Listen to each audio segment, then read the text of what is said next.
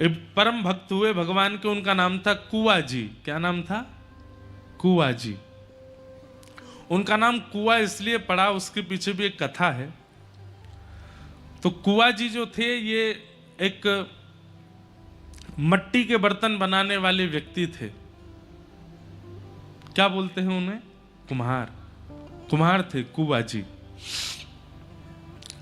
पर इनका नियम इतना था, ऐसा था कि ये उतने ही बर्तन बनाते थे जिनसे इनकी पत्नी का पेट भर जाए, और अगर दो चार महात्मा कभी इनके गांव में आ जाएं तो उनको ये प्रसाद पवा सकें। बस इतने ही बर्तन बेचते थे। मतलब आज की व्यवस्था इनकी पत्नी की, और अगर संत महात्मा कोई आ जाए तो उनको पवाने की। बस कल की व्यवस्था के अनुरूप आज धन संचन नहीं करते थे। भगवान के मन में आया कि कुआ जी इतने बड़े भक्त हैं, इनका यश मुझे ही करना होगा संसार में। सोच लो, ठाकुर जी के चिंतन में आ गए। ठाकुर जी ने मन बना लिया कि कुआ जी का यश मुझे करवाना है। और भगवान ने एक दिन ऐसी लीला की कि कुआ जी महाराज सुबह सुबह उठ करके बर्तन बेच करके आए मिट्टी के, और उससे जो धन प्राप्त हुआ अपने लिए, अपनी पत्नी के लिए प्रसाद सिद्ध कर लिया, दो चार महात्माओं के लिए प्रसाद सिद्ध कर लिया। लेकिन आज इनके द्वार पर 200 महात्मा आ गए। ठाकुर जी ऐसी परीक्षा लेते हैं। जब ठाकुर जी को ठोक बजा करके किसी को भक्त का अनुभव करना होता है कि ये उचित है कि नहीं, उसकी ऐसी परिस्थिति प्रकट कर देते हैं कि उस परिस्थिति से वो घबरा जाए। और जैसे ही व्यक्ति घबराता है, ठाकुर जी समझ जाते हैं कि भाई कच्चा है, पक्का नहीं है, घबरा गया। परीक्षा से घबराए ना, परिस्थिति से घबराए ना। 200 वैष्णवों को जैसे अपने द्वार पर देखा, कुआ जी घबराए नहीं। अपनी पत्नी से कहने लगे, देवी आज कितनी बड़ी कृपा, आज तक इतने वर्षों में 2 महात्मा, 4 महात्मा, 5 महात्मा से ज्यादा प्रत्येक दिन हमारे द्वार पर नहीं आए, लेकिन आज कितनी बड़ी पूंजी हमारी, इतने बड़े गांव में हमारे द्वार पर 200 महात्मा आए। पत्नी ने कहा, आ तो गए, पर इनको पवाएंगे कैसे? बोले कि वो सब व्यवस्था ठाकुर जी देखेंगे, आप तो बस इनको बैठाओ। बैठा दिया। बोले महाराज आप लोग आए हैं, अब आप भी जानते हैं कि एक परिवार में 200 लोगों को पवाने की व्यवस्था तो नहीं होती, तो इसलिए थोड़ी प्रतीक्षा करनी पड़ेगी। मैं जाऊं बाजार से कुछ ले आऊं सामग्री, तब तक आप स्नान ध्यान संध्या वंदन करो, और पत्नी बढ़िया प्रसादी बनाएगी, फिर आप लोग पाइएगा।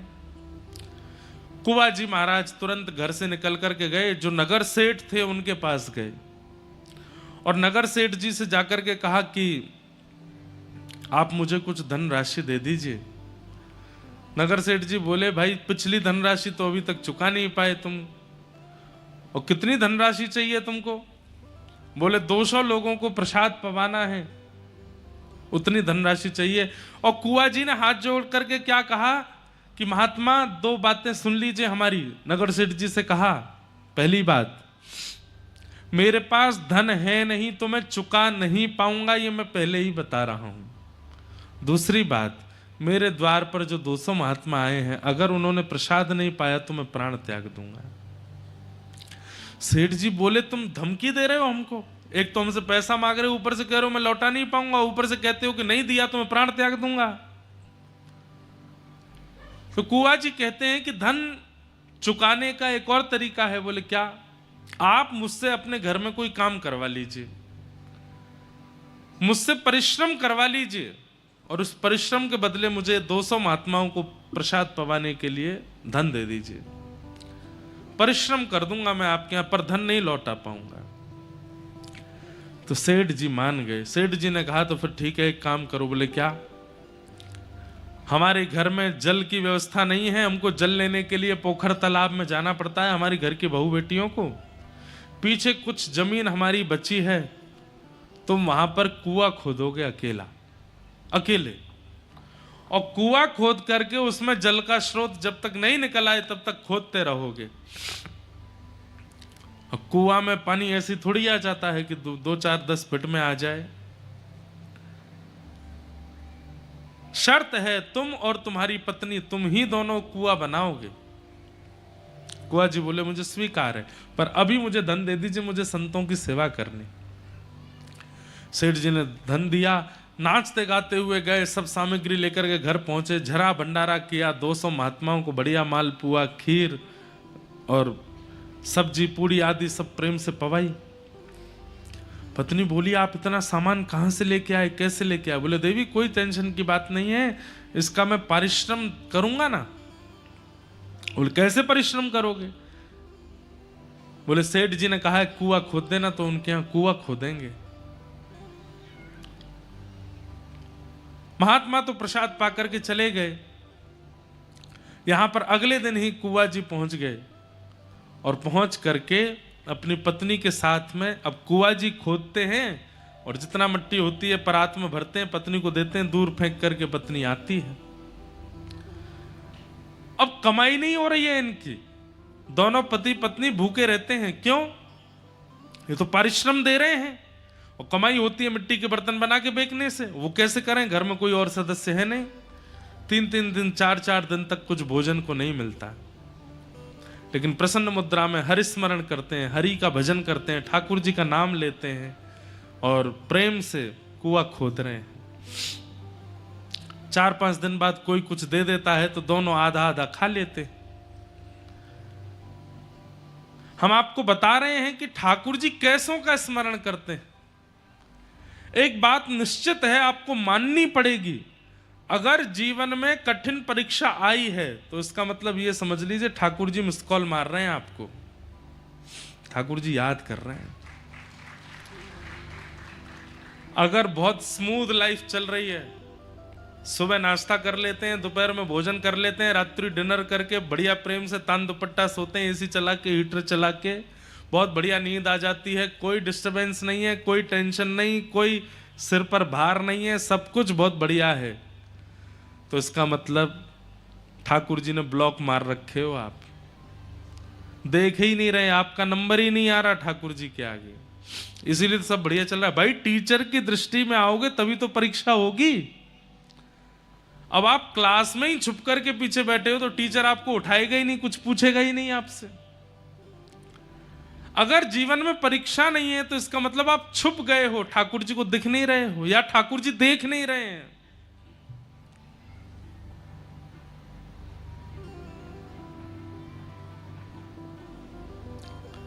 तो कुआं जी की ऐसी परीक्षा, लेकिन प्रसन्न मुद्रा में भगवान का स्मरण करते हुए कुआं खोद रहे हैं।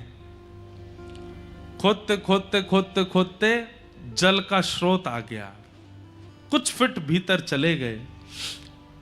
पत्नी को बार बार मिट्टी ऊपर देते थे। पत्नी से कहा देवी देखो जल का स्रोत आ गया, अब कुछ दिन और, फिर उसके बाद ये कुआं निर्माण हो जाएगा। पत्नी भी बड़ी प्रसन्न हो गई, इतने दिन हो गए, घर में व्यापार भी नहीं हुआ, कुछ काम धंधा भी नहीं हुआ, भोजन पानी भी नहीं चल रहा है, अब बढ़िया कुआं बन जाएगा तो हम फिर से बर्तन बेचेंगे, धन कमाएंगे। मिट्टी फेंकने के लिए जैसे ही पत्नी गई तो जल इतना ज्यादा आ चुका था कि उस जल के आगमन से आसपास जो मिट्टी थी वो गीली होकर के धंस गई और फिटों नीचे कुआं जी धंस गए, दब गए और उसी के नीचे ही रह गए। जैसे ही जाकर के देखा सारी मिट्टी नीचे गिर गई है और कुआं जी उसके नीचे दब गए हैं। अब अकेली कितना उसमें से निकाली मिट्टी, खूब पहले तो फावड़े से खुद ही खोदने लगी, लेकिन वो तो पूरा ही भर चुका था। दौड़ी दौड़ी सेठ जी के पास गई, बोले सेठ जी मेरे पति को निकाल दीजिए, देखिए ना वो धंस गए भीतर। पूरा गांव इकट्ठा हो गया, सब लोग योजना बना रहे हैं, यहां से खोदो, यहां से खोदो, यहां से करो, ऐसे करो। पर अंत तो गत्वा, क्योंकि कुआं जी इतने प्रसिद्ध और इतने बड़े व्यक्ति नहीं हैं, इसलिए गांव के लोगों ने कहा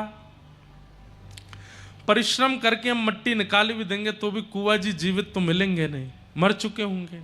इतनी देर हो गई है, इतनी मिट्टी में धंस करके व्यक्ति कैसे बच सकता है। सेठ जी भी वहां से जाने लगे। एक बहुत सुंदर पद मैंने अभी कुछ दिन पहले एक कथा में गाया था। ऊधो जब टेढ़े दिन आवे, ऊधो जब टेढ़े दिन। बहुत सुंदर पद है। जब टेढ़े दिन जीवन में आते हैं कैसा होता है? हाँ हाँ, ऊधो जब टेढ़े दिन आवे, ऊधो जब टेढ़े दिन आवे। बंधुओं एक बात याद रखिएगा, मैं वक्ता हूं, मुझसे लेकर के पीछे बैठे हुए व्यक्ति कोई किसान हैं, उन तक भी इस संसार में कोई व्यक्ति ऐसा नहीं है जिसके जीवन में टेढ़े दिन नहीं आते, जिसके जीवन में विषमताएं परिस्थिति नहीं आती। अगर नहीं आ रही हैं तो वो जी ही नहीं रहा है, वो इस संसार का है ही नहीं है। इस संसार में आए हैं तो भोगना तो पड़ेगा, परिस्थितियां तो आएंगी। ये संसार एक विद्यालय है और हम सब यहाँ के विद्यार्थी हैं, परीक्षा तो होंगी। ऊधो जब टेढ़े दिन आवे, ऊधो जब टेढ़े। शब्द सुनिएगा,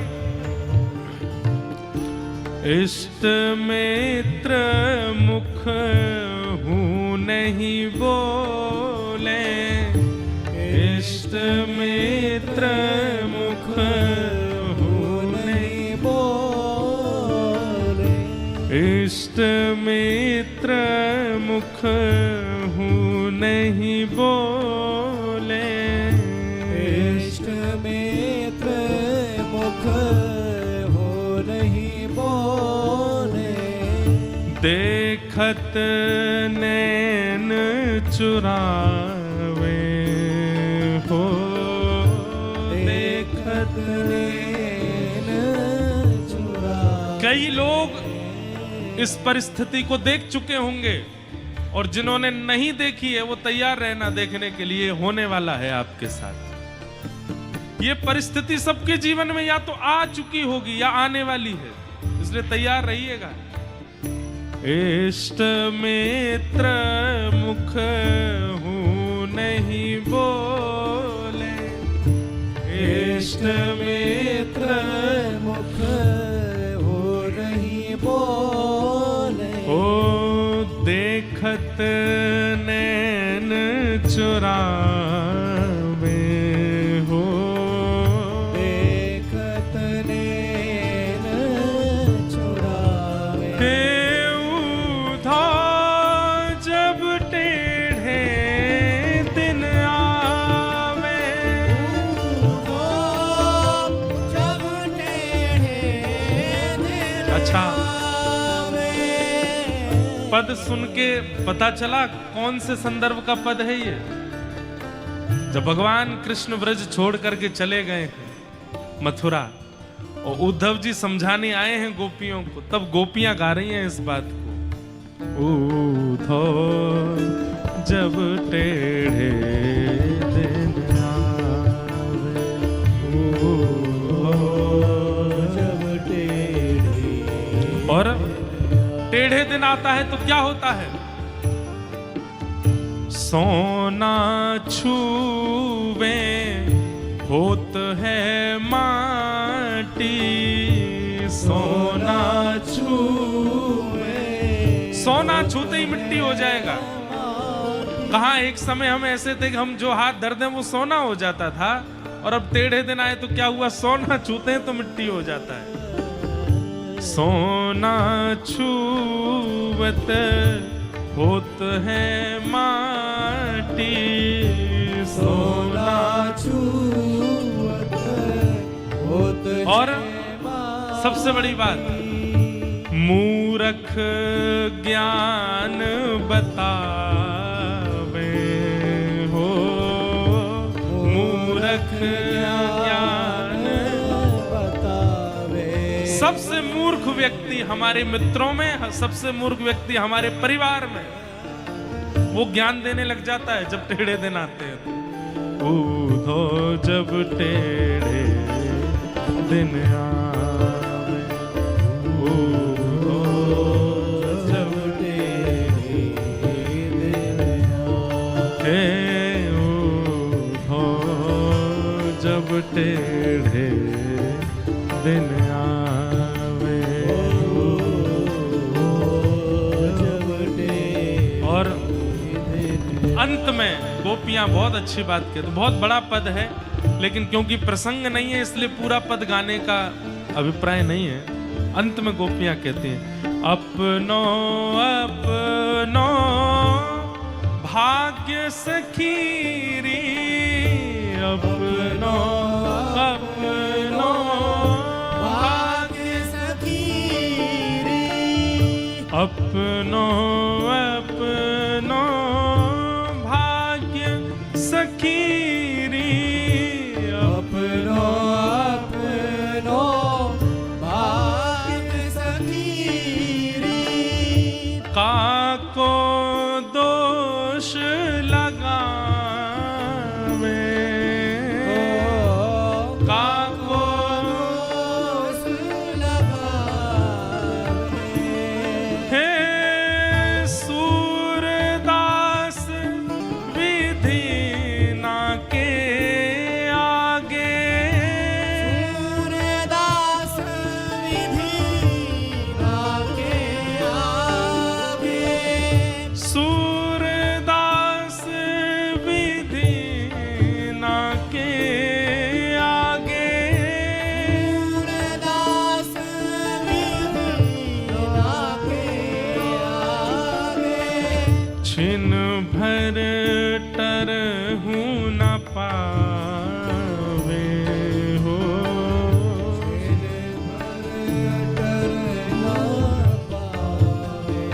ऊधो जब टेढ़े दिन आवे, ऊधो जब टेढ़े दिन आवे,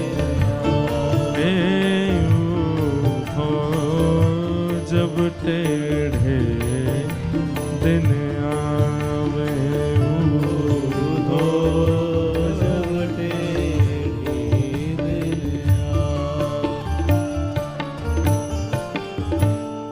जब जीवन में टेढ़े दिन आते हैं तो ऐसी स्थिति बन जाती है। अब देखिए वहां कुआं जी, वो भी तो एक मानव है, मिट्टी के ढेर के नीचे फंस गए हैं, लेकिन गांव के लोग क्या कह रहे हैं, पत्नी को सांत्वना देते हुए कह रहे हैं, अब हम निकाल भी देंगे तो क्या फायदा, वो जीवित तो बचेंगे नहीं। पत्नी कह रही है कि इतनी जल्दी आप लोग कैसे मान रहे हैं? बोले कि मान, इतनी संख्या में मिट्टी उनके ऊपर गिर गई है, वो जीवित कहां बचेंगे, उनको निकाल भी देंगे तो तुम अभी शोक में हो, उनका शव देख करके और शोक में आ जाओगी, अब उनको नीचे ही गड़े रहने दो। और सेठ ने कुछ धन आदि देकर के पत्नी से कहा, अब तुम ज्यादा शोक मत करो। अब अकेली पत्नी, परिवार तो है नहीं, किससे जाकर के कहे कि मेरे पति को निकालो। सामान्य व्यक्ति जो जीवन जीते हैं बहुत कठिनाई सहते हैं बंधुओं कभी कभी, क्योंकि उनके पास में पावर नहीं है, उनके पास में लोग नहीं है, उनकी पहुंच नहीं है।